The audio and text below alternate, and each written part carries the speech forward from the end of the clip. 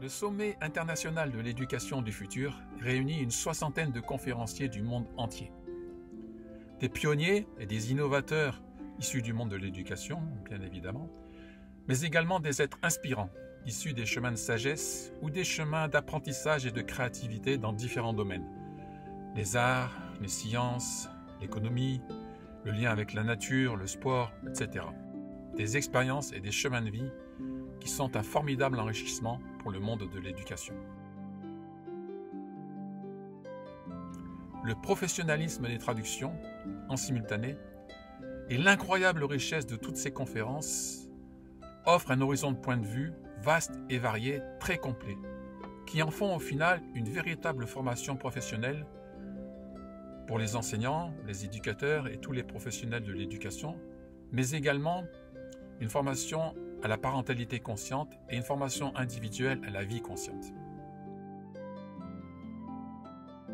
Face à toute cette richesse et aux divers retours, nous avons décidé d'offrir toutes ces conférences à tous, partout dans le monde, en français et en anglais, quelquefois en allemand et en espagnol. Découvrez la vision d'acteurs audacieux et influents du changement, vers un monde éthique, solidaire, généreux et profondément respectueux de tous, des cultures, des peuples, des règnes et de la planète. Un incroyable panel de conférences, couvrant toutes les dimensions de l'éducation, pour un futur ayant du sens, une humanité épanouie et une terre qui respire. Une chose est sûre, votre vie, et à travers vous, celle des enfants, ne sera plus la même après avoir écouté toutes ces conférences. Pour avancer, nous avons besoin de vous, nous avons besoin de votre générosité solidaire. L'organisation du sommet et l'édition des conférences ont nécessité des milliers d'heures de travail et nécessitent encore beaucoup de temps et d'investissement. Nous faisons appel aux dons libres et spontanés pour compléter le financement du sommet et, si possible, continuer à l'enrichir de nouvelles conférences. Votre soutien est vraiment précieux et vital pour aller jusqu'au bout de cette aventure extraordinaire. Merci.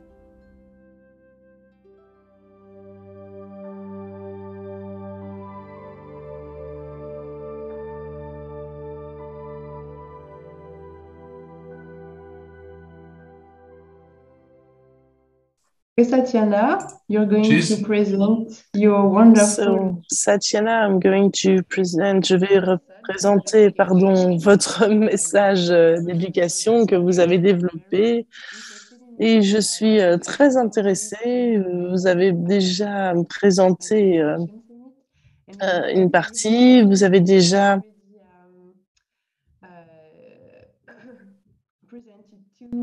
présenté 2 rencontres avec des jeunes, dont mon fils. Il était très intéressé. Merci beaucoup de lui avoir laissé l'opportunité de s'exprimer. Et puis aussi, vous êtes maintenant sous les feux du projecteur. C'est à vous. Merci beaucoup, Emeline. Merci à tous. Merci, Michel, d'être avec nous depuis la Californie. Chers amis qui m'ont aidé à créer tout ceci que je vais partager avec vous aujourd'hui. Je suis vraiment très reconnaissante. Merci Abel de m'avoir donné cette opportunité. Merci d'avoir mis en place ce sommet incroyable pour chacun d'entre nous. C'est vraiment extraordinaire.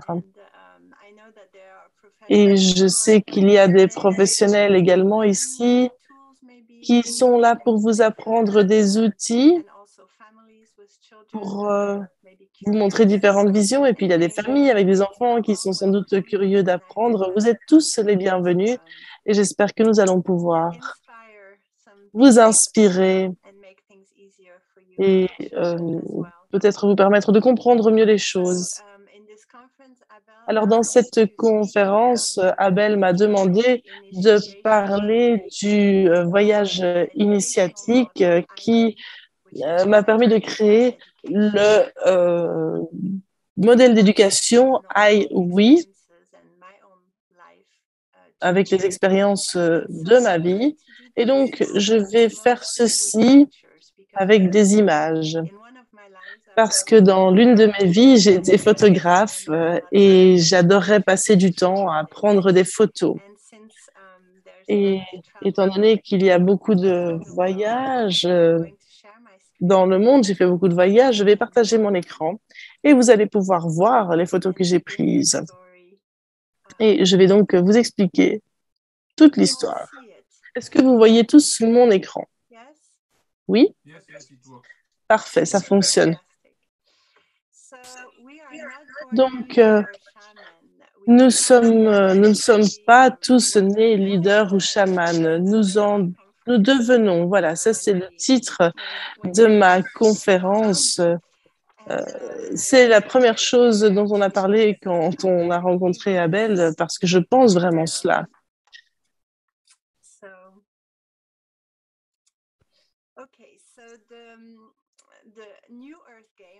Alors, le jeu du nouveau monde ou le modèle d'éducation IWI se base sur des valeurs qui sont listées ici. Alors, l'amour, l'amour, c'est la base fondatrice du modèle. La paix, la santé, le bonheur, la prospérité, la communication et une vie durable. Ce sont des valeurs qui sont essentielles pour moi, pour une vie épanouissante et pour un bonheur. Et aussi, dans mes 25 ans d'expérience d'enseignante, j'ai trouvé peu de ressources pour aider les professeurs ou les parents en ce qui concerne ces valeurs importantes.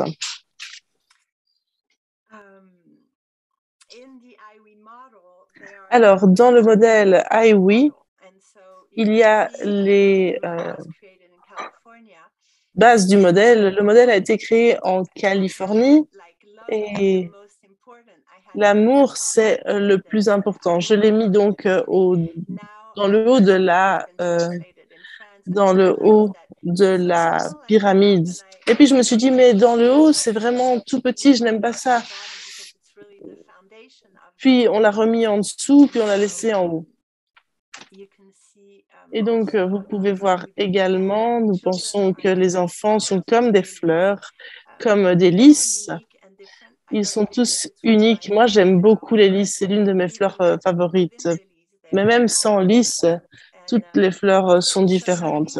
Et donc, les lys, ça a été la première chose qu'on a utilisée pour décrire le modèle. Le premier L de Lily, c'est pour amour, love, comme dans Tout le monde gagne.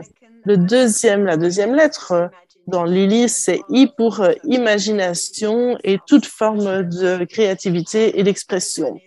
Le troisième lettre, c'est L de leader, leader en matière de paix, en matière de santé et en matière de bonheur. Parce que je ne pense pas que vous puissiez être un grand leader si vous n'êtes pas d'abord un bon leader avec vous-même et si vous ne vous connaissez pas vous-même et ce qui est nécessaire pour votre bonheur. Et puis le I pour indigène, racine indigène. Vous allez voir cela dans le processus et l'évolution de la conscience. Dans les anciennes traditions, on voit qu'il y a une conscience qui évolue. Le E, c'est pour l'écoute empathique et la communication compassionnée.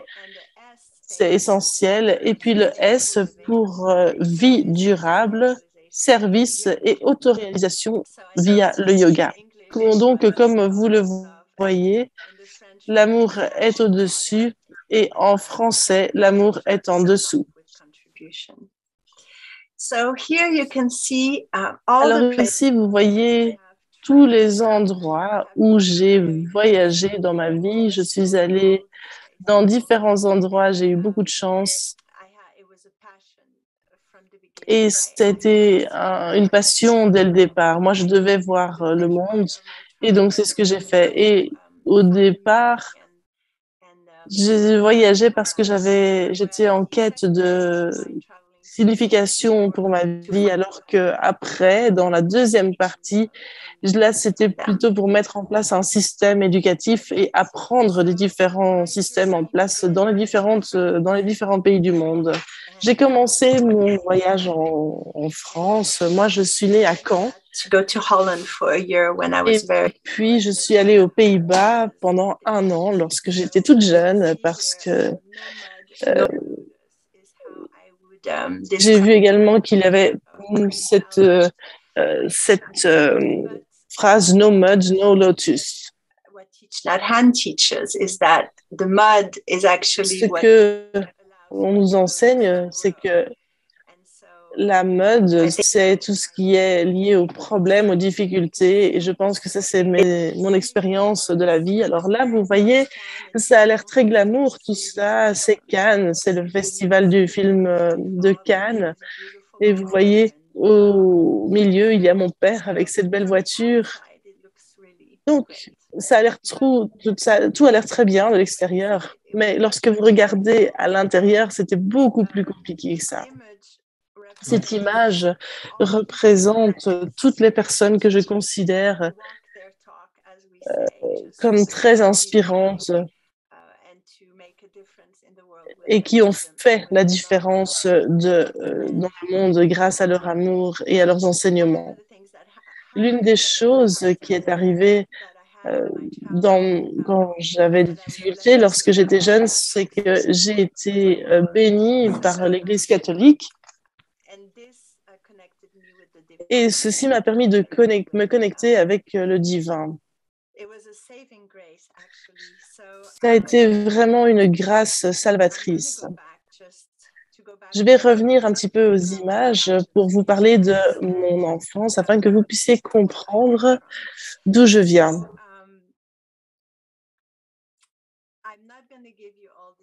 Alors, je ne vais pas vous donner tous les détails, mais je voudrais juste que vous sachiez que j'ai eu une enfance un peu difficile, un peu traumatisante. J'ai eu des parents qui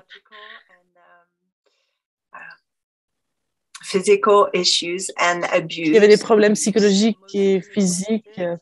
J'étais négligée. Mon père était alcoolique.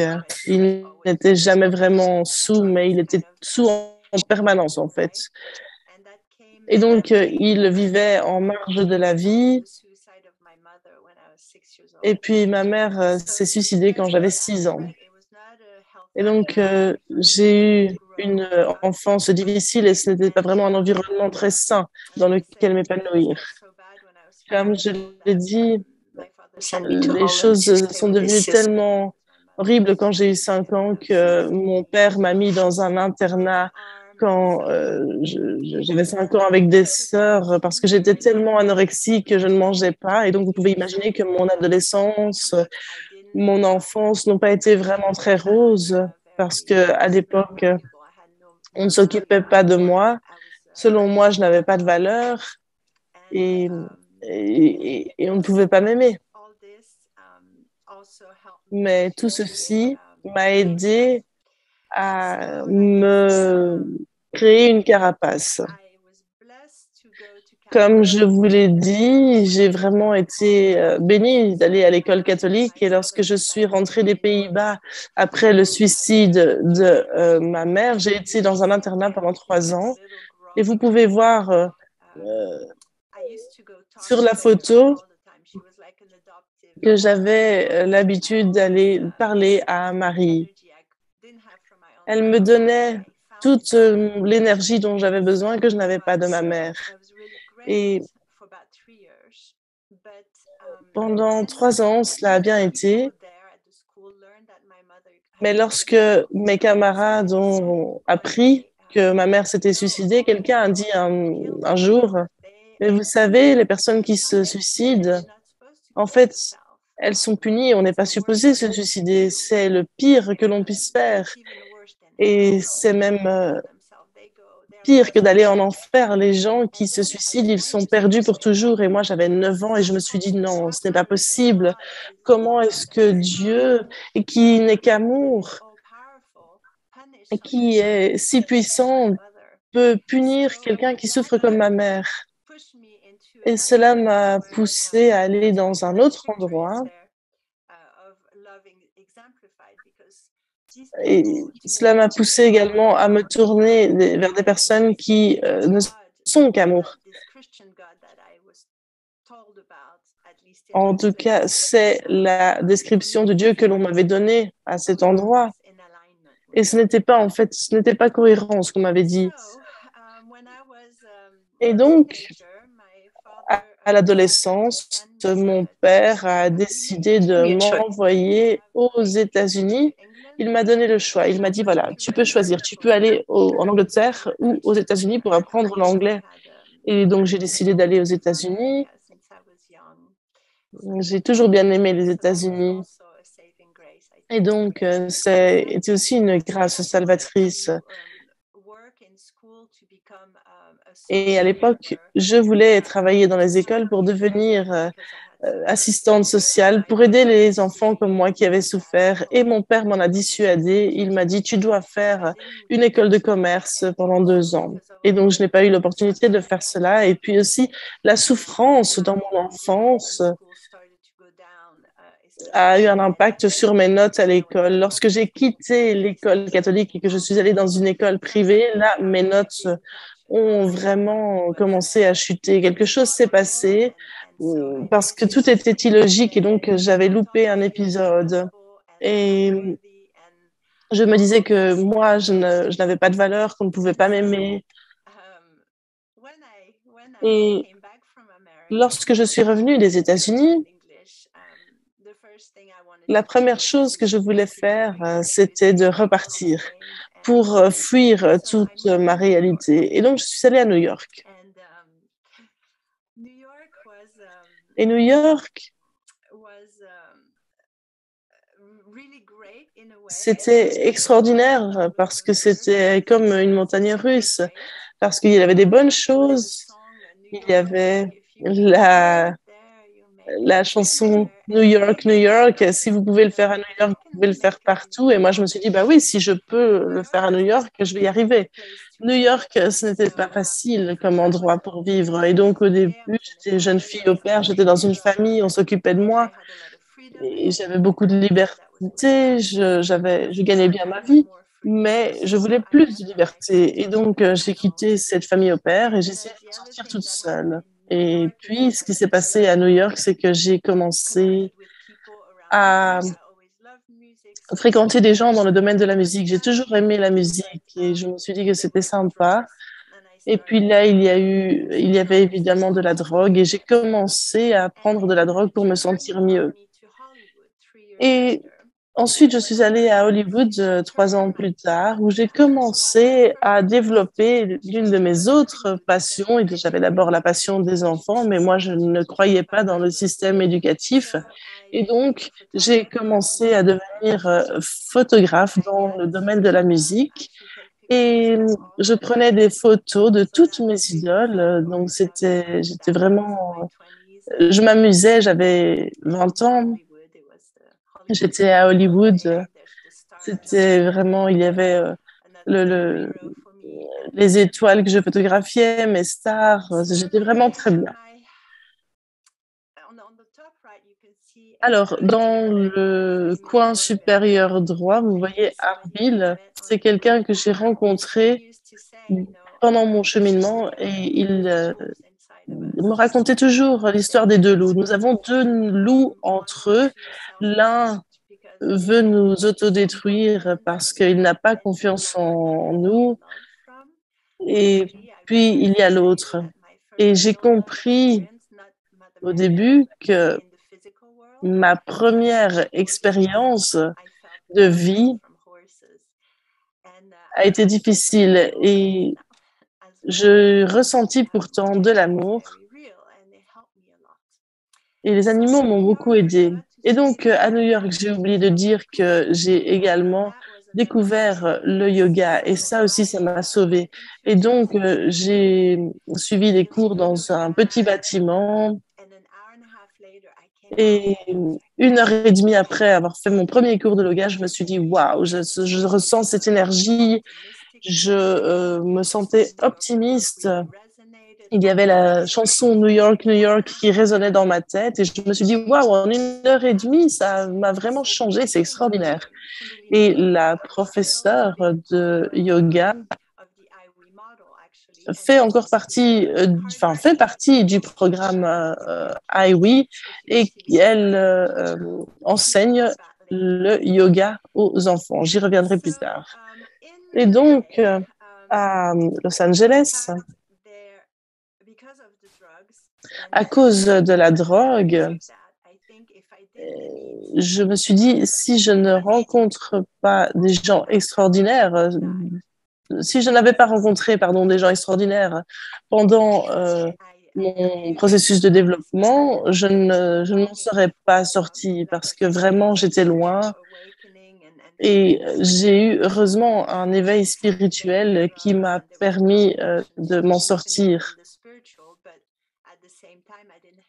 Parce que d'une part, avec mes drogues, cela me permettait d'être connectée à l'infini, mais je n'avais pas de guide. Et donc, ensuite, j'ai rencontré Dan Millman.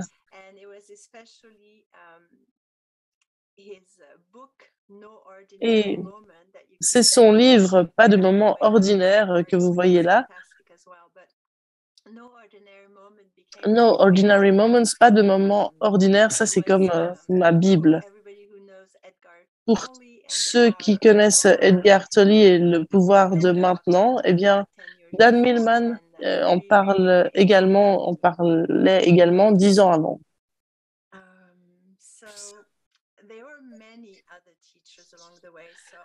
Et il y a eu d'autres personnes inspirantes.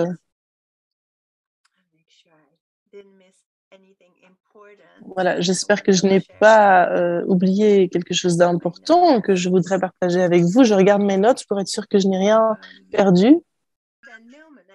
Oui, alors par rapport à Dan Millman, il va être ici pendant une demi-heure vendredi. Donc, si vous le connaissez et si vous voulez l'entendre, n'hésitez pas à nous rejoindre pour pouvoir profiter de sa sagesse. En tout cas, pour moi, il a représenté énormément de choses.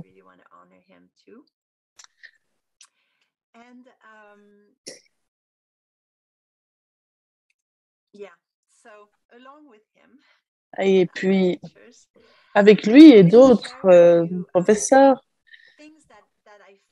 je voudrais vous expliquer les choses que j'ai découvertes qui m'ont aidée. Comme Nirmala, qui a parlé de la conférence. Elle enseigne, elle montre aux gens qu'il faut d'abord être gentil avec soi-même pour pouvoir s'occuper des autres.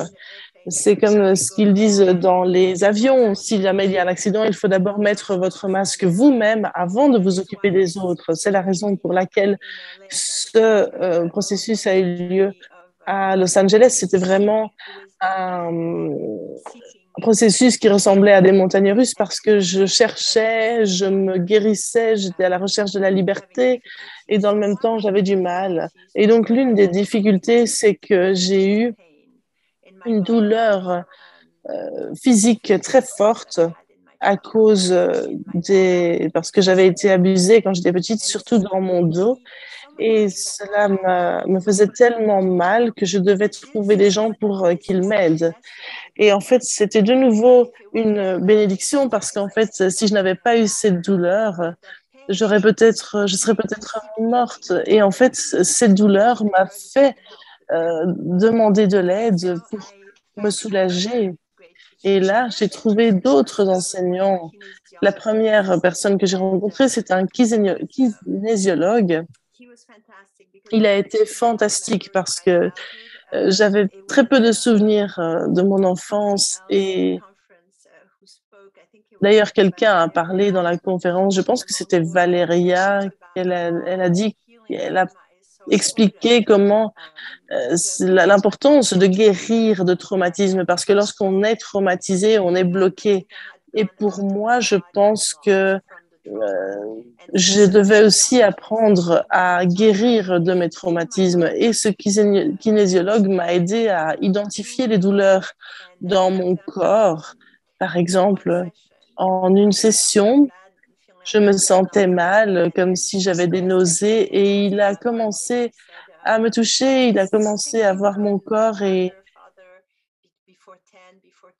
il dit, tiens, est-ce qu'il se passait quelque chose avec ta mère, ton père, avant 10 heures? Et oui, à l'âge de 2 ans, quelque chose de fort est arrivé avec ma mère et mon estomac. Et je ne savais pas ce que c'était et j'ai demandé à des amis de mon père, tiens, est-ce qu'il s'est passé quelque chose quand j'avais 2 ans? Et oui, ils m'ont dit, en fait, tu avais avalé des médicaments et on a dû te faire un lavement d'estomac parce que tu avais ingéré plein de médicaments. Et moi, personne ne me l'avait dit. Donc, à 2 ans, j'ai eu un lavage d'estomac et personne ne m'a rien dit. Et moi, je ne me rappelais pas de cela parce que j'avais 2 ans. Donc, ce kinésiologue m'a vraiment fait découvrir des choses sur mon enfance et m'a montré l'importance de se guérir de ces traumatismes physiques. Et donc, pendant ce processus, cette quête de paix,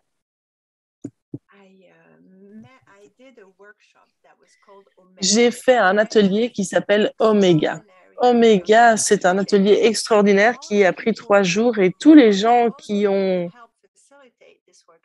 facilité cet atelier, qui ont organisé cet atelier.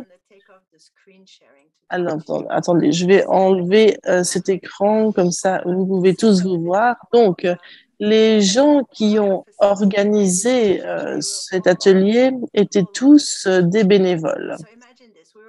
Donc, imaginez cela. Il y a environ une centaine de personnes, 20 personnes bénévoles pour faire la différence et ils l'ont fait sur l'histoire des 3 singes. Si vous ne la connaissez pas, si vous ne la connaissez pas, je vous invite à la regarder. En fait, il faut toucher la personne. Et si cette personne est émue, si cette personne est émue, elle va à son tour toucher une autre personne. Et donc, la question, il y a 2 choses qui se sont passées. Tout d'abord, c'était que quand j'ai senti les personnes qui ont caressé mes cheveux et qui m'ont glissé à l'oreille, ce n'est jamais de leur faute. C'est toujours une question qui te concerne. Ce n'est pas eux, c'est toi. Et ça, c'était l'un des plus grands enseignements, l'un des enseignements principaux que j'ai reçus. Et c'est là que j'ai compris les choses.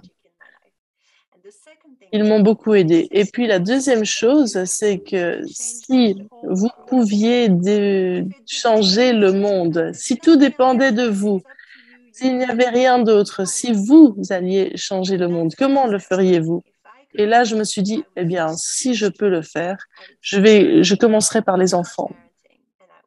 Tout d'abord par la parentalité consciente et en changeant le système éducatif. Oui, ça c'est la première graine que j'ai semée.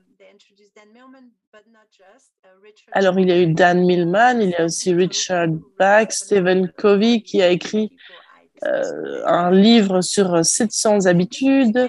Et puis, le prochain atelier que j'ai fait, c'est l'éducation, un jalon.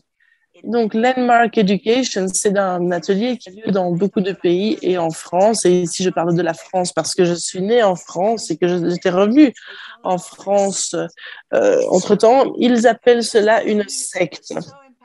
Pour moi, c'était tellement important. C'était comme l'oméga. Et c'était également un échange sur l'humanité.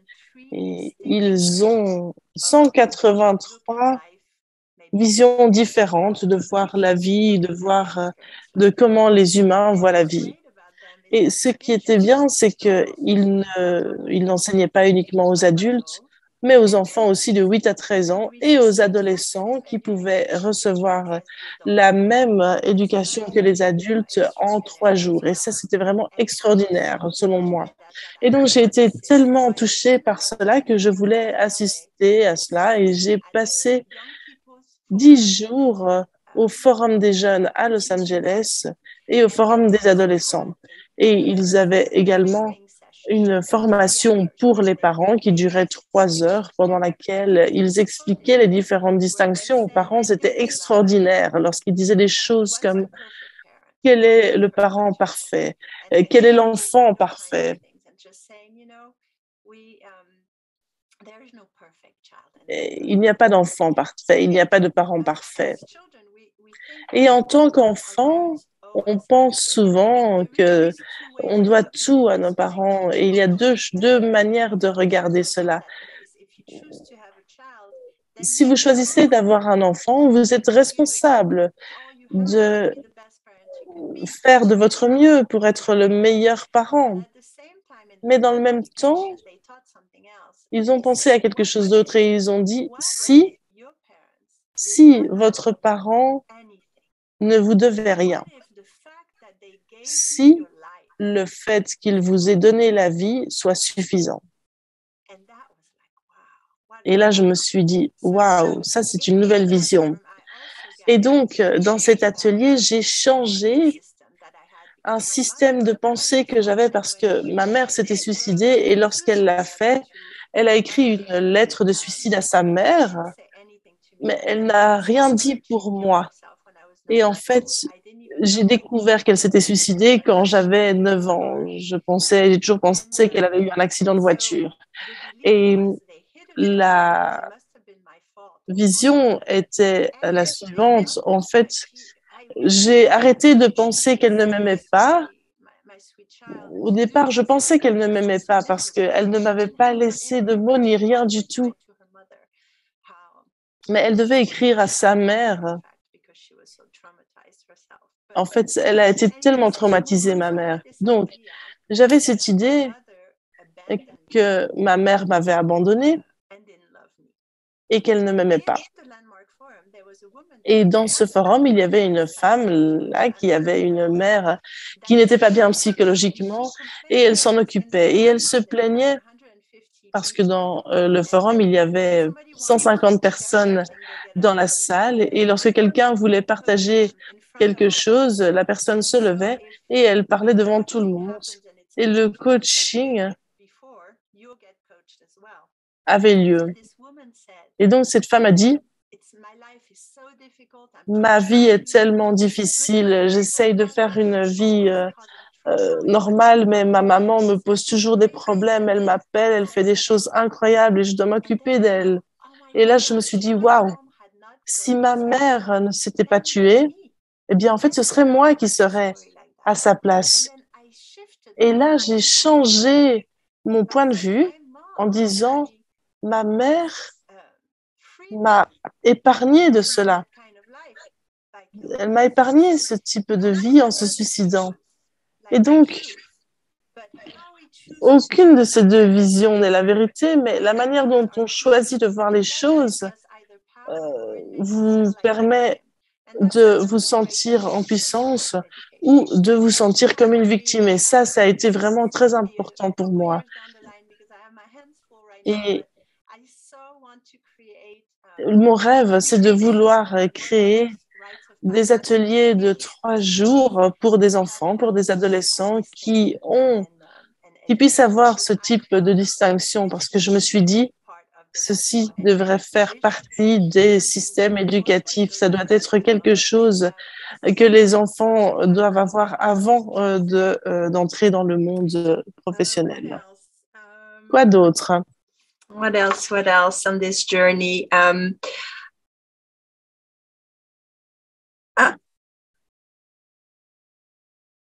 Quoi d'autre, donc, lors de ce grand voyage? Donc, j'ai approfondi mes pratiques spirituelles avec le yoga, la méditation.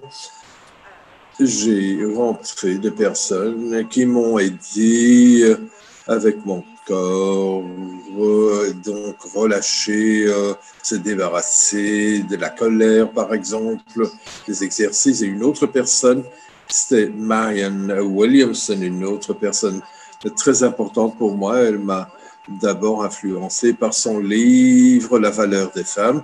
À ce moment-là, je n'avais pas de valeur et donc, en lisant ce livre, ça m'a donné une valeur. Et plus tard, j'ai eu la chance de la rencontrer à plusieurs reprises et j'ai créé un événement. Donc là aussi, Michel, donc là aussi, on s'est rencontrés lors d'un festival, mais j'y reviendrai par la suite. Mais Marianne, c'est une des personnes incroyables qui m'ont impacté. Alors, les mauvaises relations, parce qu'évidemment, j'ai pas eu de très beaux modèles de l'âge de 14 jusqu'à 30 ans et plus. J'avais un homme qui m'a trompé, qui m'a manipulé et qui courait, disons, beaucoup de femmes en même temps. Et donc là aussi, tout le travail avec mon père. Et là aussi, disons, là, je ne sais pas, j'ai fait une analyse et bon, on m'avait expliqué pourquoi je choisis toujours des hommes qui n'étaient pas bons pour moi.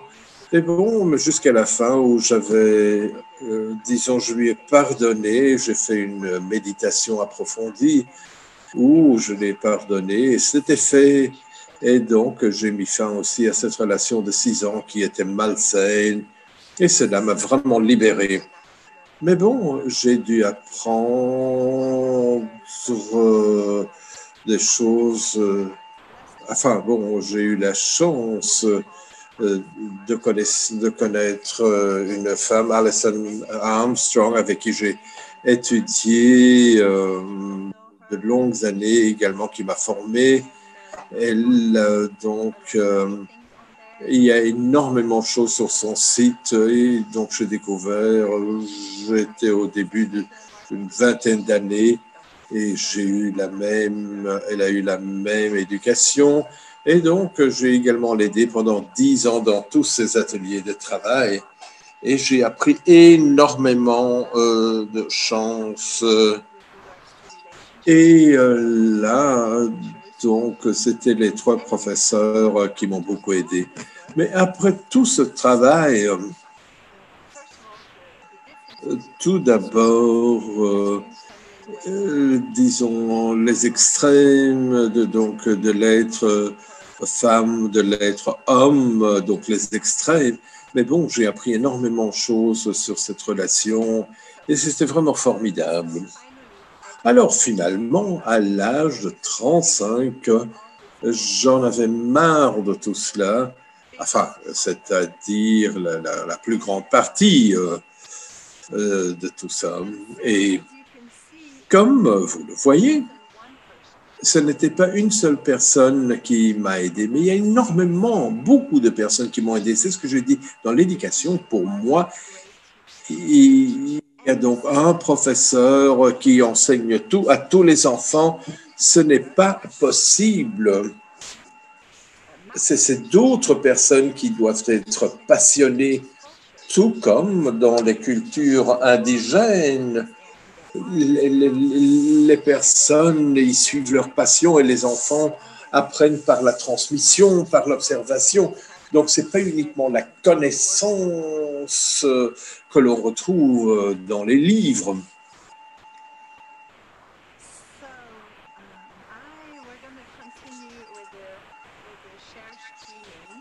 Donc, je vais continuer. Donc, je vais partager mon écran.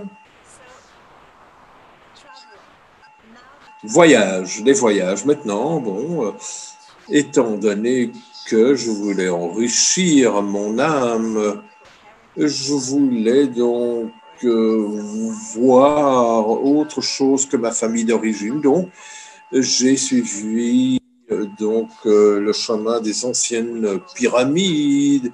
Cela a été toujours une source d'inspiration pour moi. Je vais vous montrer quelques images. J'ai été à Cancun. C'était formidable. Il n'y avait pas encore autant de touristes. J'ai été au Guatemala, en Égypte, le lac Titicaca, donc la Bolivie. Là aussi, je veux partager avec vous ces quelques endroits parce que cela était vraiment, ça a pu nourrir mon âme. Et également à Palenque, les ruines de Palenque. Et lorsque j'ai été pour la première fois, je me sentais à la maison. Je me sentais chez moi. C'était une forte expérience pour moi. Je me sentais vraiment chez moi. C'était vraiment énorme. Et alors, un autre endroit pour moi, c'était Machu Picchu. Machu Picchu, c'est là où, en fait, j'ai découvert l'esprit de mon enfance, Christopher, et il a béni notre vie. Mon ange, malheureusement, il n'est pas resté très longtemps. C'était mon plus grand professeur, mon plus grand cadeau. Et au même moment, l'initiation la plus difficile. Et là, parce que vous voyez donc là aussi la photo de Michael. C'était donc l'enseignement de non-domination, de la vérité spirituelle. Il y avait donc des films qui m'ont également inspiré. Et lorsque Christopher était malade, parce qu'il avait donc un tumeur au cerveau inopérable, et là, on a pu le conduire chez un guérisseur, c'est Moïse. Et il est devenu amoureux de Christopher. Et il a décidé de travailler sur lui gratuitement. Il a dit, bon, vous me l'amenez. Et tous les mois, j'allais de Laguna Beach jusque chez lui. Et là, on a eu énormément de soutien de la part de la communauté. Et c'est les personnes de Laguna Beach. Ils ont eu 2 sponsors. Il y a beaucoup d'artistes, musiciens à Laguna. Et ils ont donné de leur talent et de leur art. Et ont payé pour aller au festival. Et 2 fois, et ils ont pu, disons, avoir récolté 40 000 dollars pour mon fils. C'est la plus belle chose que j'ai jamais expérimentée. C'était donc la communauté m'a aidé à travers ce voyage. C'était une bénédiction. Et lorsque c'était terminé, je voulais leur rendre cela. Et c'est ainsi que le festival du Great Valentine s'est passé. Mais cela a pris 8 mois pour faire tout. Et donc pour aider Christopher. Et là, non, je ne vais pas entrer dans les détails, ça suffit. Et juste pour vous dire, lorsque je me suis connecté à la Vierge Marie, ici c'était la Vierge de la petite grotte. Vous voyez la petite énergie, vous voyez. J'ai pris 3 photos. Il y a 3 photos, 2 étaient tout à fait normales, mais une photo, c'est la deuxième, était comme ça, je ne sais pas comment. Et j'ai aussi montré la photo lorsqu'il est né, lorsqu'il a quitté cette terre. Et c'était la sérépendité. Et lorsque on a essayé de trouver la journée idéale pour prendre la parole, c'était cette journée-là. Et donc, Christopher nous a quittés le 27 avril, ce qui est aujourd'hui, en 2008. Et il a été, pendant une semaine, on l'a aidé à respirer, donc à une machine pour l'aider à respirer. Et donc j'ai attendu une semaine parce que bon, j'attendais mon père et pas. Donc là, il a été connecté pendant une semaine. Et bon, je gardais son corps dans mon bras. Mais bon, c'est comme si toute son énergie remplissait la pièce en dessous de moi, au-dessus de moi. C'est comme si lui, il me tenait dans ses bras. C'était l'une des premières expériences que j'ai ressenties. Et donc, après la transition de Christopher, il est revenu sous différentes formes. Et l'une des choses que je voulais faire avec lui, lorsqu'il était malade, je voulais aller nager avec les dauphins à Hawaï. Et donc, bon, quand il était déjà parti, bon, je l'ai fait moi-même. Et il était déjà très, très malade. Et bon, je ne vais pas entrer dans le détail non plus, quoi. Bon, il y a tellement de choses que je voudrais faire, mais bon, Christopher a continué à me bénir pendant toute ma journée, vous voyez, par le biais de Papillon. Bon, il y a 3 ans, c'était mon anniversaire, il y a 3 ans, j'ai été à un spa pour un massage. Lorsque je suis sorti, il y avait le coucher du soleil, j'ai senti sa présence, j'ai senti ces papillons qui papillonnaient autour de moi. Ça a pris environ 20 minutes. J'ai essayé de prendre des photos avec mon téléphone, mais malheureusement, c'était plein. Je ne pouvais plus prendre des photos. Donc, il était assis sur ma tête, sur mon nez, ce papillon. Et donc, j'ai quand même pu, après avoir supprimé 3 photos, j'ai pu prendre les 3 photos des papillons. Et alors, là, lors du festival, on a joué une chanson pour les enfants. Et là aussi, un autre papillon est venu me dire bonjour. C'était la photo à droite. Enfin, pour guérir de tout cela, j'ai été à Bali, en Indonésie. L'Indonésie était extraordinaire parce que les personnes là-bas étaient tellement... ils avaient un bon au cœur, leur gentillesse. Après toute cette souffrance,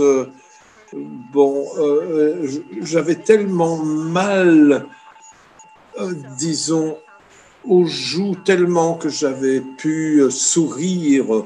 Donc, là aussi, j'ai découvert l'école verte à Bali. Et l'école à Bali, c'est une école extraordinaire dans la nature, qui n'a pas de parois, il y a des bambous partout, il y a des professeurs du monde entier sont là, c'est des bonnes valeurs. Vous voyez aussi un papillon, donc je me sentais comme si Christopher m'avait conduit jusque-là. Ensuite, je suis revenu à Laguna Beach aux États-Unis. Et là, j'ai vécu pendant 20 ans dans un endroit très beau où j'ai rencontré Michel et où j'ai travaillé pendant 7 ans dans une école incroyable. C'était même là où j'avais travaillé déjà avant la naissance de Christopher. Donc, lorsque j'ai été à Laguna, j'ai laissé, après 10 ans de photographie, j'ai quitté LA parce que bon, j'avais eu une expérience en méditation avec bien d'autres expériences que j'ai pu vivre dans mes ateliers de travail. J'ai été guidé, donc asseyez-vous, ne faites rien pendant une... Mais bon, j'avais jamais connu encore une méditation silencieuse. Et cela, à certains moments, donc ma respiration a ralenti et je croyais que si j'arrêtais de respirer, que tout allait disparaître. Et j'ai été projeté dans les lumières et j'ai eu une expérience de ce qu'on appelle le réveil. Et la vie que je vivais n'était pas la vie que normalement j'aurais dû vivre. Et dans cette expérience, donc, je me suis rappelé du passé et j'ai été guidé vers Laguna Beach et j'étais orienté vers le travail avec des enfants. Et j'ai également suivi une formation Montessori pendant 1 an. Et là, après 1 an, j'ai pu travailler avec les enfants, j'ai quitté tout, j'ai quitté Laguna, j'ai commencé une nouvelle vie, ce que j'appelais ma 3e vie. Et malheureusement, l'école où je travaillais, malheureusement, n'incarnait pas les mêmes valeurs que j'avais trouvées dans l'enseignement de Montessori. Et tous les jours, je passais par cette école incroyable. Et bon, un jour, je suis rentré et j'ai demandé de voir si je pouvais y travailler. Et j'y ai travaillé. Voilà où j'ai rencontré Michel parce que sa fille allait à cette école. Et ils m'ont laissé entrer. J'ai pu utiliser mon matériel de Montessori. Et donc, j'ai pu voir énormément de choses. Je ne sais pas si je pourrais tout partager avec vous. Je vais d'abord terminer, ensuite j'y reviendrai si on a encore le temps. Mais c'est une grande découverte pour l'enseignement. L'idée aussi qu'il n'y a pas un seul modèle, c'est-à-dire qu'un professeur doit tout enseigner. Non, il n'y a pas un modèle qui est parfait pour tous les enfants. Ainsi, donc, je suis devenu, où j'ai essayé de trouver le meilleur de chaque chose que j'ai retrouvé lors de mon voyage et également dans les différents modèles d'enseignement. Donc, Montessori, là aussi, c'est une... tout comme les écoles de Stein m'ont apporté énormément. Donc, ici, c'est une école aussi inspirée par Steiner, où on enseignait 5 langues, l'art, etc. Les parents avec lesquels j'ai travaillé lorsque je suis revenu, ils m'ont demandé de continuer à travailler avec leurs enfants. Et cela m'a inspiré également ce que j'appelais les Genius Connection Play Shops. C'était pour les enfants de 7 à 12 ans où je voulais partager avec eux la joie d'apprendre en 24 ans ou dans un atelier de 3 jours comme j'avais fait pendant très longtemps, donc de retrouver un enseignement excellent. D'abord, c'était avec Earth Roots, les racines. Donc, lors de la conférence, on avait entendu en parler. Une des personnes était Cécile qui avait fait un film sur l'autre connexion qui est basée sur l'enseignement, mais également on parlait des 8 boucliers. Donc, là aussi, une traduction qui venait des Bushmen en Australie. Et là, on a eu ce premier play shop, cet atelier de jeu en matière de communication non violente, d'explorer les chakras, les cristaux, le jardinage, une autre activité encore, et la sagesse, l'intuition. Et donc, c'était vraiment amusant. Les enfants l'adoraient. Là, j'ai également commencé avec le club français, inspiré par Annelise, à cause des langues, et Montessori, parce qu'on sait que l'enfant est comme une éponge qui absorbe énormément de choses. Donc, apprendre une langue avant l'âge de 6 est fantastique. Donc, ils absorbent tout, et ils absorbent tout en jouant. Et c'était donc un programme d'immersion totale. Et ensuite, la première école IWE était née en 2009. C'était en combinaison avec toutes ces choses-là à Laguna, dans la côte, la plage de Laguna. Alors là, qui incarnait, qui reprenait toutes les valeurs dont je vous ai déjà parlé. Ensuite, le prochain voyage, c'était en Inde. En Inde, là, J'ai fait de la méditation également. C'était dans les montagnes de l'Himalaya.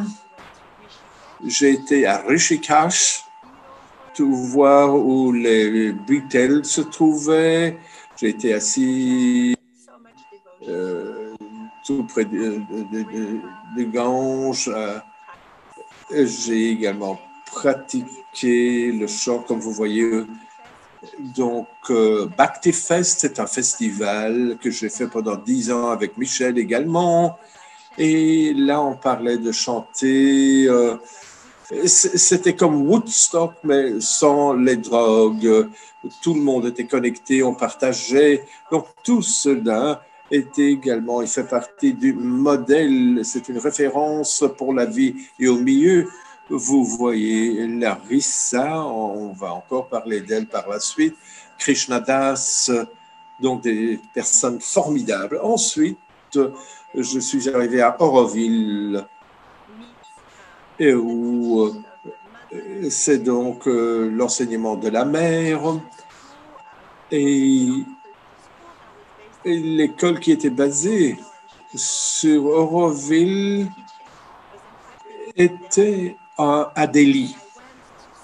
Et j'ai été voir une école, une crèche. Tous les enfants étaient à l'intérieur de la terre, pour ainsi dire, comme le Pachamama. Ils faisaient leur travail dans cette classe. C'était vraiment étonnant. Beaucoup de travail se fait à l'extérieur, basé sur les valeurs. Une fois de plus, Auroville, tout ce que vous voyez, ce sont les valeurs de l'esprit humain. Et ensuite, ce que je voulais dire, c'est que je n'ai pas étudié énormément avec eux, mais Ramchandra en a parlé et d'autres personnes également. Là, je me suis rendu compte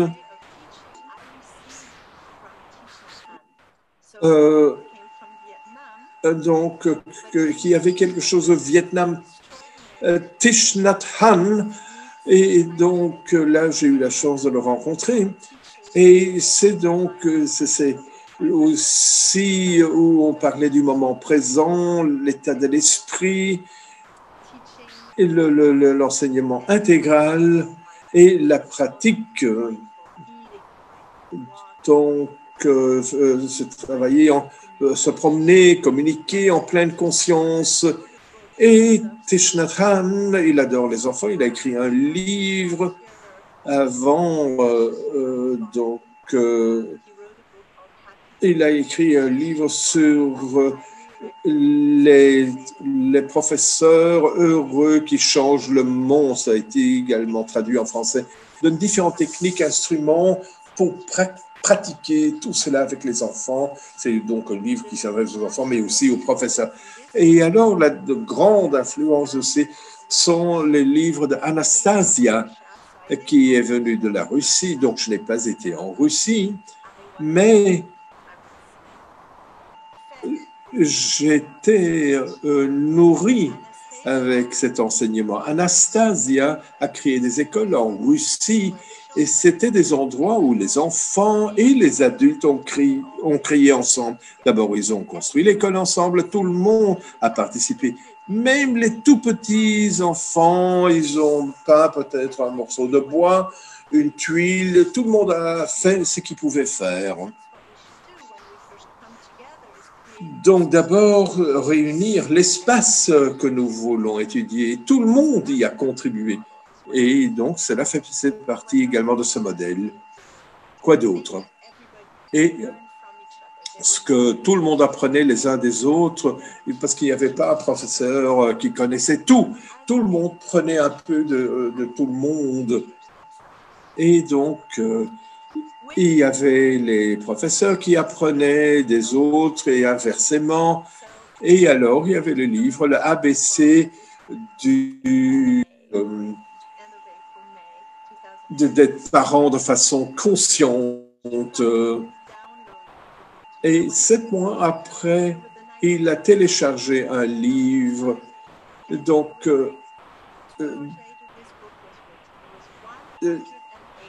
euh, il a aussi, donc il y avait 108 accords, aussi c'est un autre livre, 108 accords ou arrangements avant la naissance. Chérie, cela veut dire en français couple heureux, enfant radieux, imago. En anglais, ça veut dire happy couple gets radiant, donc comme en français. Ensuite, je me suis rendu, oui, en Afrique. L'Afrique. Là, j'ai été au Maroc et au Maroc,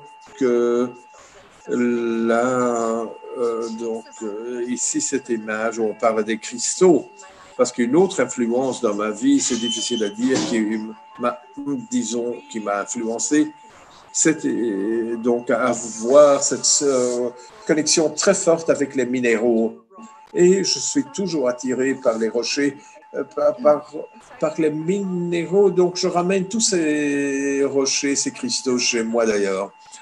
Et donc, après le décès de Christopher, j'ai suivi une classe pour voir si je pouvais le contacter spirituellement.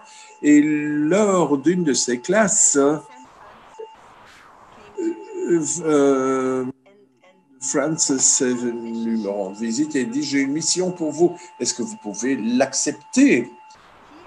Et il m'a demandé si je voulais faire une grille de cristaux autour de la Gouna. Michel est là aujourd'hui. C'est la première personne que j'ai téléphoné. Je dis « Bon, Michel, je dois le faire. Est-ce que vous avez une idée? Est-ce que vous pouvez m'aider ?» Et il faut 12 personnes. Et là, il y avait toute aide que j'ai reçue. Michel a dit oui, on l'a fait ensemble. C'était donc là avec Michel, il a trouvé un endroit, il a trouvé les personnes. Et en fait, j'ai dit, bon, moi, je ne sais pas ce que c'est. Donc, je ne pouvais pas expliquer aux personnes pourquoi j'étais donc aspiré à le faire. Et la personne ici, il y a une personne, un homme d'Australie ici, je sais tout par rapport. J'ai été en Italie, il a commencé à parler, il nous a donné, il nous a raconté l'histoire. C'était là, lors du premier endroit, mais il y a d'autres endroits où j'ai fait ce travail, mais pas uniquement là, partout où je le fais. Donc, quand je suis revenu en France, j'ai rencontré des personnes de la Colombie qui avaient ramené des cristaux de la Colombie. Et donc, il y a des personnes qui les ramènent et il faut les remettre dans la terre, évidemment. Et donc, j'ai également fait un voyage en France où j'ai récolté des cristaux partout, des différentes parties de la France. C'était aussi un mélange entre les cérémonies d'eau et les cérémonies des cristaux. Et avec les enfants, je les aide à connecter avec ces énergies. Et ils répondent vraiment très bien. Et puis, il y a eu aussi Sobonfu Somé qui provient du Burkina Faso en Afrique et son nom signifie la gardienne des rituels. Et elle nous a expliqué comment guérir, comment arriver à se connecter avec la terre, tout type de rituel. Et le livre que vous voyez en dessous à gauche, ça a été écrit par Susan Hoog, une sœur, qui a écrit ce livre avec Sobonfu Somé parce qu'elle la connaît depuis très longtemps. Elle a écrit ce livre incroyable et je vous recommande vraiment de le lire parce que cela explique une partie de l'enseignement, un enseignement simple. Et Sobonfu m'a permis de comprendre ce que veut dire la communauté. Et donc, Sobonfu disait, lorsqu'elle était petite, elle ne savait même pas qui était sa vraie mère, sa mère biologique, parce que toutes les femmes dans le village étaient sa mère. Et elle a partagé, en fait, quand une femme accouchait, tout le monde étaient autour de la mère en l'écoutant et ils étaient invités à trouver le nom de l'enfant parce que le nom a tellement d'importance dans ces civilisations, qu'il s'agisse des Indiens d'Amérique ou de l'Afrique. À chaque fois que l'on entend le nom, c'est plusieurs fois par jour. Et donc le nom est très important parce que cela a un effet psychologique sur nous. Et donc, moi, j'ai changé de nom. Je m'appelais Anna et maintenant, je suis Satyana et on m'a donné ce nom Satya quand j'avais 20 ans et je n'étais pas prête à le prendre. Et donc, j'ai une idée, une histoire très rigolote à vous raconter par rapport à cela. Et donc, j'ai accepté Satyana comme nom. Donc, les gens du village de Subonfu donnent un nom et entendent ce nom et le nom aura une grande influence sur l'enfant.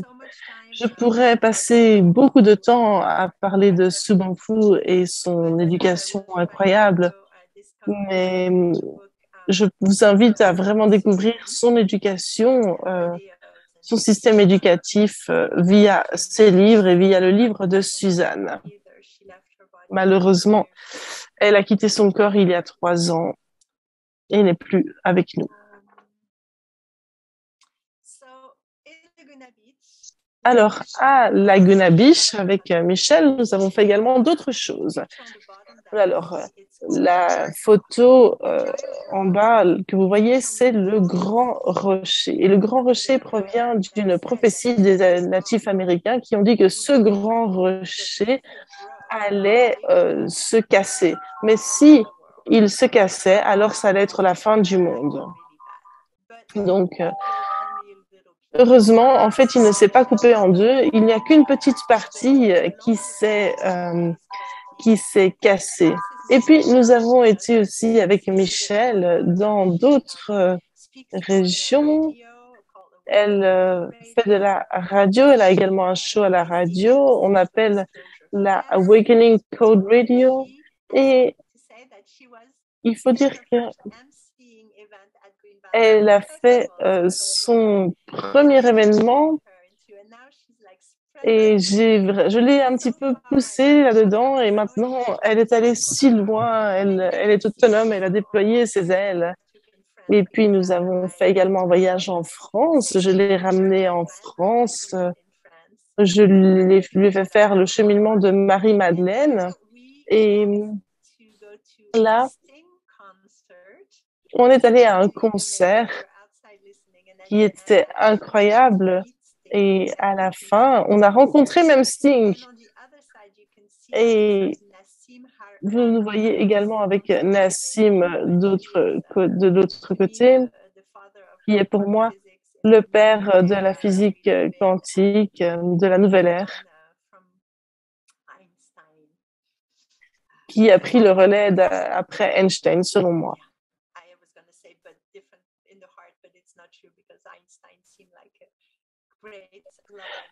Parce que Einstein était aussi une personne extraordinaire et pleine d'amour.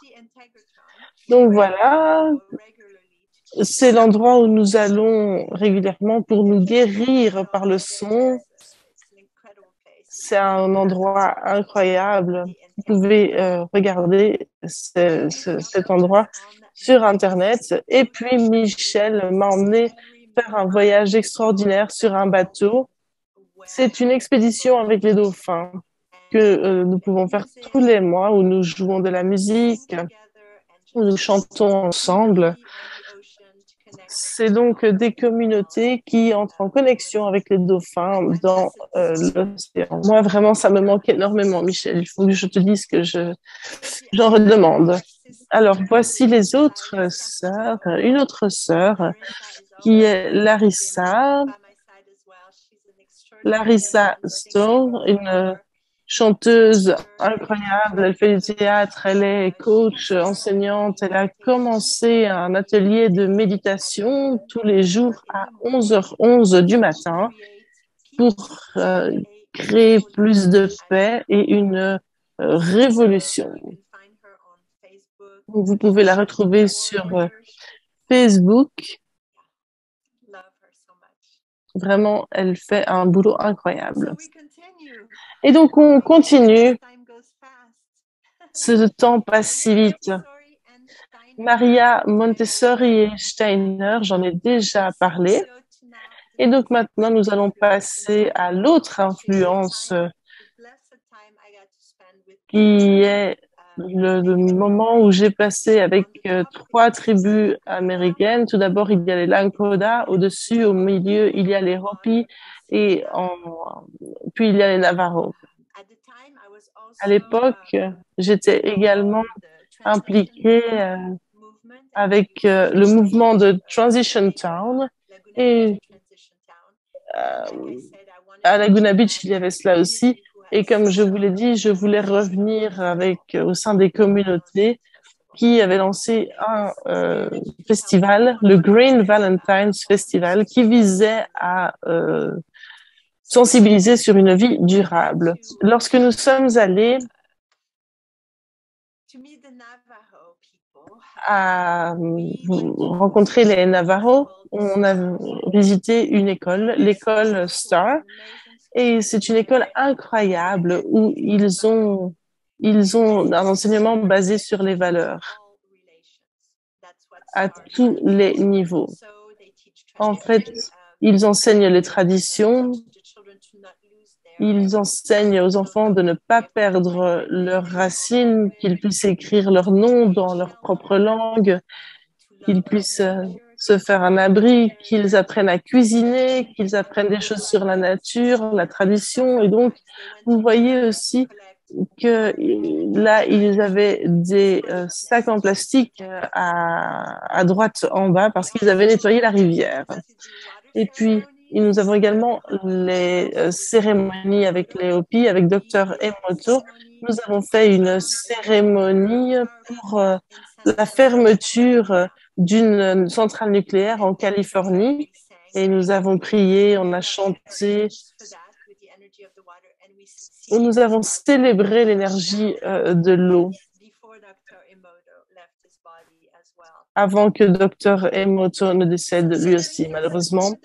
Ce qui nous amène au 80e anniversaire du Dalai Lama. Et les Hopi ont été invités. Et on a été invités également avec Michelle. Michelle a accueilli les gens dans sa maison parce qu'en fait, elle vit dans un château, elle a beaucoup d'espace et on a passé du temps là. Alors, les photos que j'ai prises étaient là. On voit Mama Louise et son interprète Georgie qui ont parlé de la paix. Ils ont dit qu'il fallait prendre soin de la terre, qu'il fallait agir, que nous n'avons plus de temps. Solène a également parlé dans le sommet de cette question de prendre soin de la planète. Et puis Ramchandra a dit aussi qu'il faut écouter ces communautés indigènes, qu'en fait le monde occidental ruine tout avec l'alcool, avec le plastique, et donc il est urgent de remettre les pendules à l'heure. Et ça, c'est là où j'ai vu Ruben et ses 4 enfants qui ont fait la danse de l'aigle devant 80 000 personnes. En fait, comme je vous ai dit, nous ne sommes pas nés chamans, leaders, danseurs. Nous apprenons et nous le devenons à partir du moment où on donne la bonne formation, le bon enseignement à la personne devient ce qu'elle est. Et puis là, c'était à Laguna Beach. C'est mon ami Lakota qui m'a appris la danse du soleil. C'était vraiment extraordinaire. Voilà, ça, ce sont toutes les personnes qui travaillent pour la célébration de l'anniversaire du Dalai Lama, les Hopis, les enfants, tous ensemble. Et mon autre grande influence de Lakota, qui m'a appris énormément sur son enfance. Il vit encore et peut-être qu'un jour il va venir en France pour partager sa sagesse. Il aime beaucoup voyager, il est très très sage. C'est un natif américain et il sait tout des étoiles de la cosmologie. Et il n'a pas appris cela des livres, mais bien des histoires qui se passaient de civilisation en civilisation. Voilà, ça, ce sont des photos de nous tous ensemble. Et vous voyez Mamalou béni des cristaux dans sa main avec Michel et moi. Une grande partie de cette énergie continue à nous animer. Voilà les éléments communs que j'ai trouvés dans toutes les tribus que j'ai rencontrées et que vous allez retrouver dans le modèle d'éducation et qui, je pense, manquent dans notre système éducatif. C'est une grande famille qui se soutient de toutes les manières, qui honore les enfants et les plus âgés avec amour. De la musique, de l'art, de la danse, de la beauté dans toute son expression, une connexion naturelle et un respect de la nature, une cuisine locale simple, saine, réalisée avec amour, le pouvoir narratif pour les personnes âgées, souvent dans des camps le soir autour d'un feu. Parfois, on fait cela, enfin souvent même dans le désert du Maroc. On raconte des histoires et puis on chante des chansons. L'aspect sacré de la vie lui-même et le mystère de la vie qui soit honoré avec révérence, une révérence pour le mystère et l'aspect sacré de la vie, une gratitude et une vie durable. Et le dernier point, parce qu'il y en a beaucoup, mais je devais faire une synthèse, c'est que les enfants de tous les âges puissent jouer librement toute la journée et qu'ils soient inclus, s'ils veulent, et qu'ils contribuent à toutes les activités naturellement. Et donc ici, je vais partager avec vous le dernier grand enseignement que j'ai eu de culture indigène parce que j'ai posé de nombreuses questions, parce que c'est quelque chose qui me tourmentait d'une certaine manière. Même dans les meilleures grandes écoles où ils font beaucoup d'efforts pour la communication non violence, la gentillesse, j'ai remarqué que il y a quand même des niveaux de violence. Et cela a été la même chose aux États-Unis et la même chose en France. Et j'ai demandé au Kogi à l'époque, qu'est-ce que vous faites lorsqu'un enfant de 3 ans mord les autres enfants? Et vous lui avez dit plusieurs fois qu'il ne peut pas faire ça. Vous avez expliqué pourquoi, parce que ça fait mal. Vous avez essayé toutes les manières du monde de lui expliquer. Et il a dit, imagine, ici, c'est le village. On met l'enfant au bord du village. Et on lui montre la jungle et on lui dit, voilà, toi, tu tapes, tu frappes, tu mords, tu fais comme les animaux. Mais les animaux, ils vivent dans la jungle. Ici, on ne fait pas ça.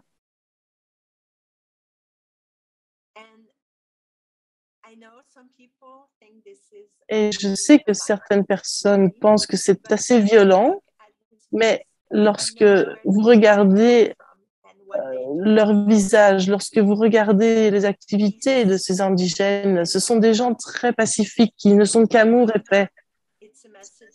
Vous savez que c'est un message que l'on doit entendre. Je pense que nous sommes trop linéaires par rapport à la violence. On essaye de parler aux enfants de la violence alors qu'ils ne sont pas prêts à comprendre que, comme la science nous le montre, au niveau des neurones, ils ne sont pas prêts. Et on ne va pas évidemment prendre un enfant maintenant dans la forêt et lui dire, voilà, maintenant, débrouille-toi. Mais par contre, dans mon atelier pour les parents ou pour les enfants, je dis, lorsqu'un enfant traverse une rue, on l'attrape directement et on dit non. Et on dit directement, oh, il faut être prudent, tu as failli te faire écraser. Et si un enfant met sa main dans de l'eau bouillante, on va dire non, ne fais pas cela, tu vas te brûler. Et donc, on a cet élan naturel, cette énergie énorme. Et ce que j'aime enseigner, moi, et ce que je vous invite à réfléchir, c'est que lorsqu'un enfant mord ou frappe, il faut faire la même chose. Il faut prendre ses mains et il faut avoir cette énergie en disant « Waouh, qu'est-ce que tu fais ?» Non, ça, c'est pas acceptable. On ne fait pas ça. Ce n'est pas acceptable. Et alors là, l'enfant doit sentir une bonne fois que ce n'est pas acceptable. Voilà, ça c'est le message que j'ai reçu. Lorsque je suis revenue de France, j'ai rencontré Frédéric Lenoir et son organisation SEV qui enseigne la philosophie aux enfants de maternelle. Et c'est extraordinaire. J'ai fait la formation et en fait, au départ, c'était une formation pour les enfants et c'est très, très intéressant même pour moi. On enseigne la philosophie en cercle. Je ne vous ai pas parlé du Bhoutan qui m'a également très inspirée parce que là, on évalue le succès par rapport au bien-être de la population. On mélange les jeunes et les plus âgés. Cela fait partie du modèle.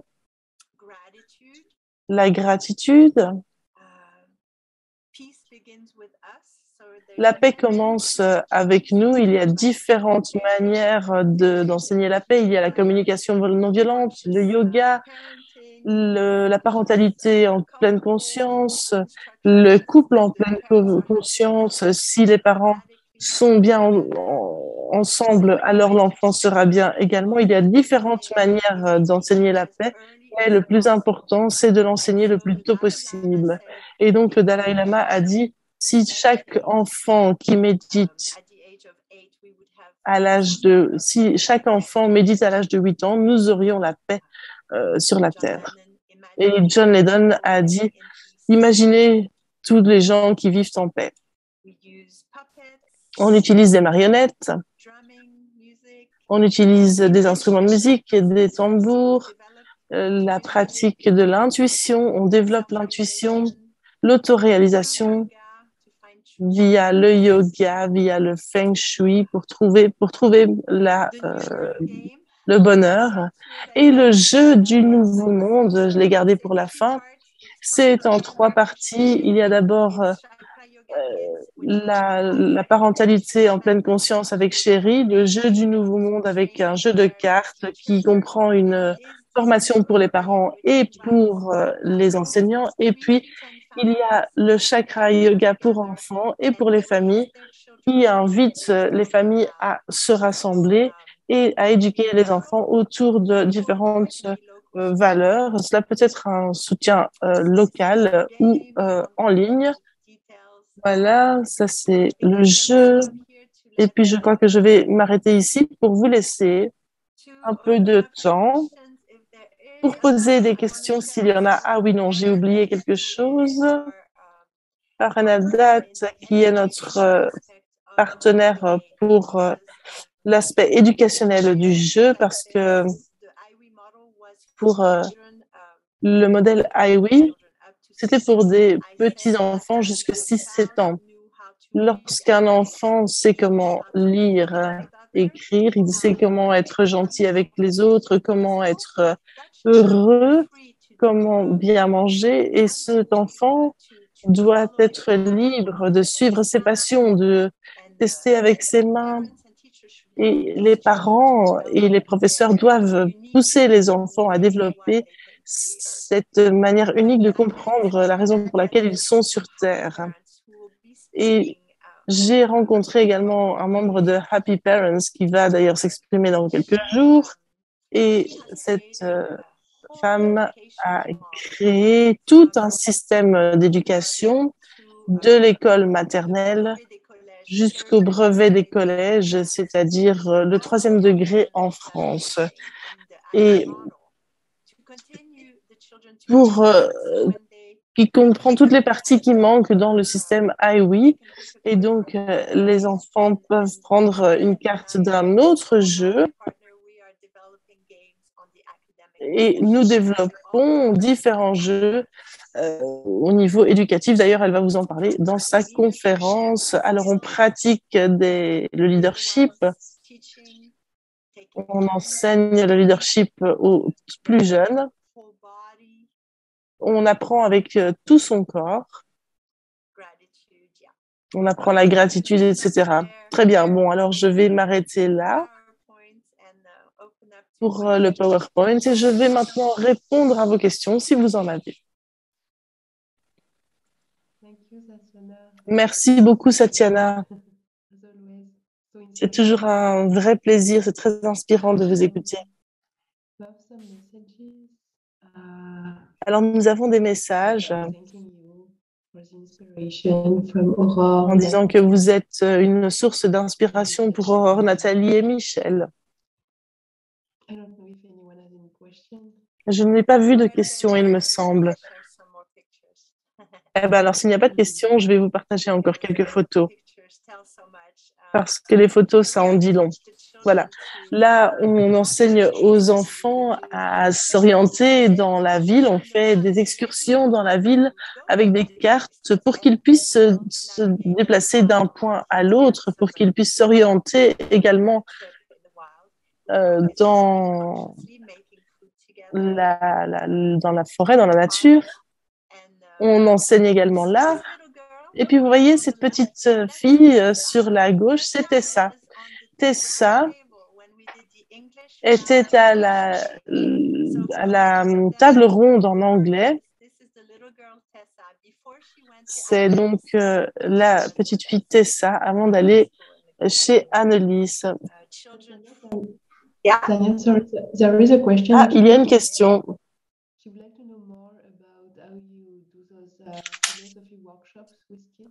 Alors ça, c'est, elle a des questions sur l'atelier de philosophie avec les enfants. Alors en fonction de l'âge, avec les plus jeunes, on leur raconte une histoire. Je leur raconte une histoire. Par exemple, il y a une histoire qui parle de la vérité pour réfléchir sur la vérité. Et donc, voilà, je vais juste terminer cela avant de répondre. Voilà comment on utilise notre corps pour apprendre. Très bien, voilà. Voilà, vous voyez les personnes plus âgées avec les plus jeunes du jardinage. Et donc, on raconte une histoire.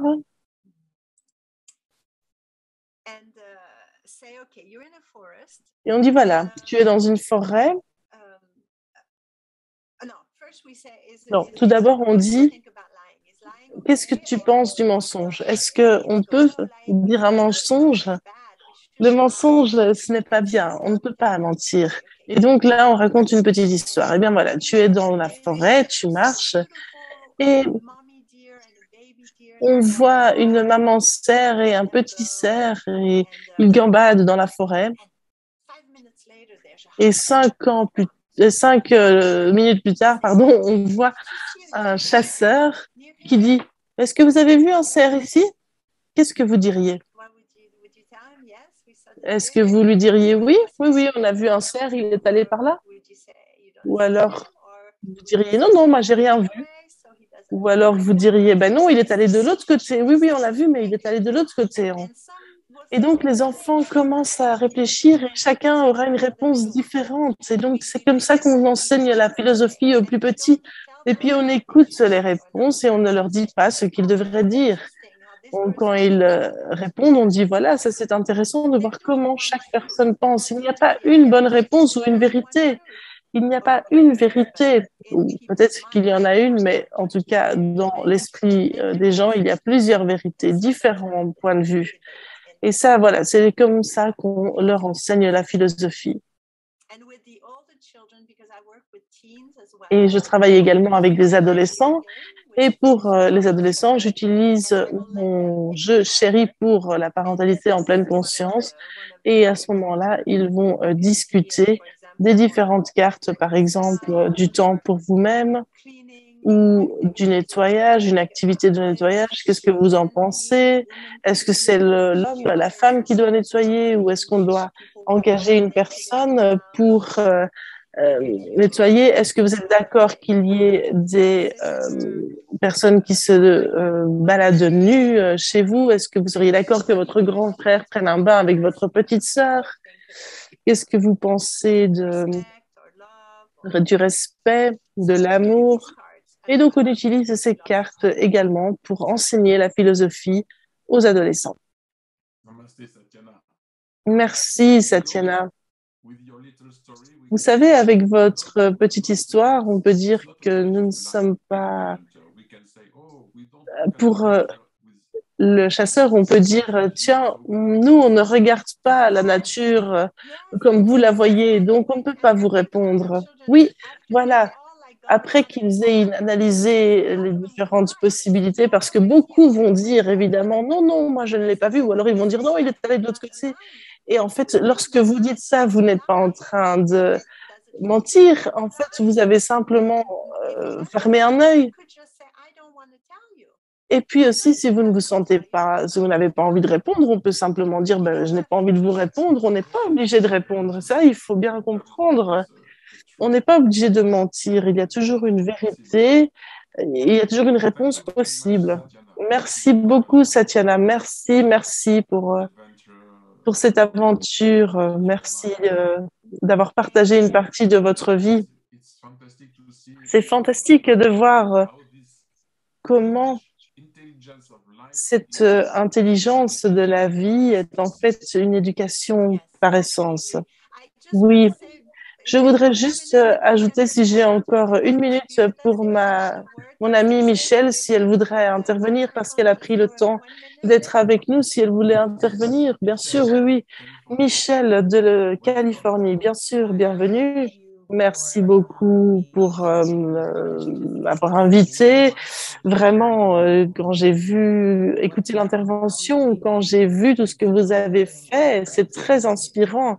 Vous inspirez les autres pour un autre système éducatif mondial. Ce n'est pas simplement spécifique au pays, mais c'est bien au niveau mondial pour que l'on arrive à intégrer la paix, l'harmonie et l'unité dans les systèmes éducatifs. Et je trouve que c'est vraiment un but noble, vraiment. Et Satyana est incroyable dans la manière dont elle apprend et dans la manière dont elle enseigne ces différents enseignements. Merci Michel, merci d'avoir été avec nous.